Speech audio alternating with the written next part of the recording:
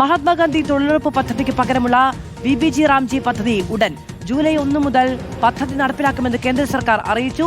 ആദിൽ പാലോട് വിവരങ്ങളുമായി ചേരുകയാണ്. അതിൽ വലിയ വിമർശനങ്ങൾക്ക് വിവാദങ്ങൾക്കുമൊക്കെ വഴിവെച്ച പദ്ധതിയാണ്. അത് അടുത്ത മാസം മുതൽ പ്രാബല്യത്തിലാകും എന്നാണ് മനസ്സിലാക്കാൻ കഴിയുന്നത്. ജൂലൈ 1 മുതൽ.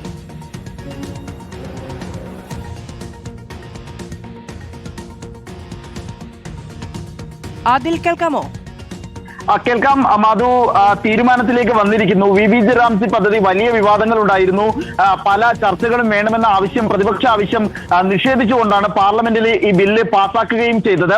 ഏതായാലും അത് തീരുമാനം വന്നത് ജൂലൈ 1 മുതൽ ഈ പദ്ധതി നടപ്പാക്കുക എന്നുള്ളതാണ്. നിലവിൽ ബില്ല് പാസ്സായെങ്കിലും ഗ്രാമീണ മഹാത്മാഗാന്ധി തൊഴിലുറപ്പ് പദ്ധതി തന്നെയാണ് തുടർന്നു വരുന്നത്.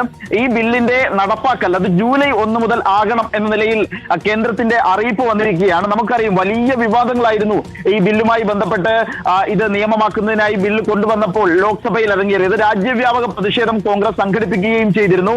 Viksit Bharat guarantee for Rozgar and Ajeevika mission Grameen എന്നതാണ് ഈ GRG ബില്ലിന്റെ പ്രധാനപ്പെട്ട വിബിജി റാംജി ബില്ലിൽ പ്രധാനപ്പെട്ടതായി പൂർണ്ണനാമം. ഏതായാലും വലിയ വിവാദങ്ങൾ ഉണ്ടായിരുന്നു. പല നിർദ്ദേശങ്ങളും വിവാദമായിരുന്നു.